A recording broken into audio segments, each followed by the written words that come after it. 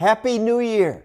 Might 2018 be the year when the Libertarian Political Party finally begins to make a real difference?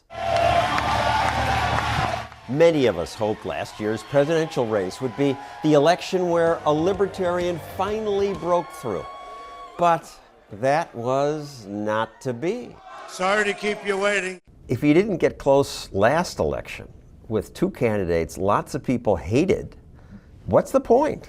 The point is, John, we did do well in 2016. Nick Sarwark's the chairman of the Libertarian Party.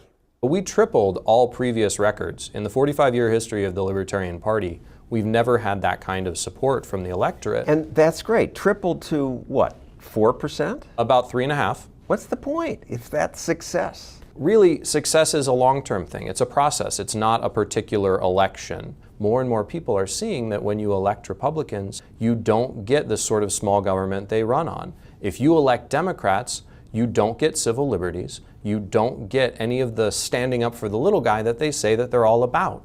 Both parties are fighting over the ability to take your tax money and give it to their corporate special interest friends. And they're winning. Somehow their message is more compelling to more Americans. But we're growing and they're dying. Voter registration identity with Republicans and Democrats is dropping. Voter registration identity with Libertarians is the only party that's growing. In a few years, the Libertarians will again hold an open to everyone convention to pick a nominee for the presidential race. Will that winner do better than Gary Johnson did? A lot of Libertarians say, it's Gary's fault. He was too low-key. He sounded like he was stoned. People aren't perfect. No one has the perfect combination of credibility, experience, purity of message. He was the best candidate the delegates could have picked, and we had the best success that we've ever had. Libertarians might have more success if Libertarian candidates were invited to more of the TV debates. The party has filed a lawsuit to try to force that to happen. The media tries to help the old party politicians because it's simpler.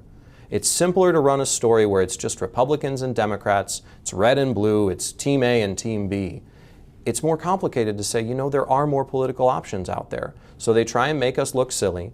Gary Johnson looked silly on MSNBC when he was suddenly asked about Syria, though he'd been talking about domestic affairs. And I think the Republican Party has gotten really extreme in that category. What would you do if you were elected about Aleppo?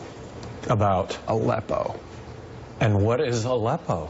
Then he didn't know anything about where Aleppo is. He knew what Aleppo was. Absolutely, and this is a common trick in courtrooms and interviews everywhere, is you hit someone with a gotcha moment and you take advantage of their confusion.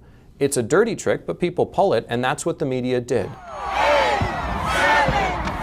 7, 6. But now it's the new year. Another chance to show Americans what Libertarians stand for. The rights of the individual, the right to free speech, the right to keep and bear arms, the limitations on the powers of government. Republicans and Democrats try to keep you off the ballot.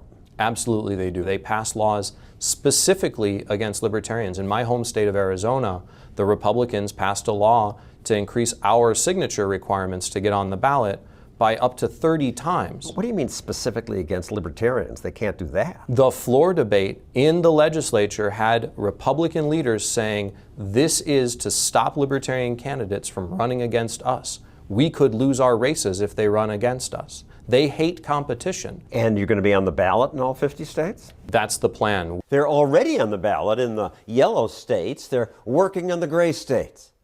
Gary Johnson helped with that. He absolutely did. He brought a credibility to the party and a popularity that we're building on now. But it's not about any particular candidate. That's the real difference between the Libertarian Party and, say, Ross Perot. When Ross Perot gets tired of running for office, there's nothing there anymore. The Libertarian Party is millions of Americans who have come together and said, we want a right to live our life, to pursue happiness any way we choose, as long as we don't hurt other people and we don't take their stuff. And the two old political parties, that's not what they're about. They're about taking power and controlling you.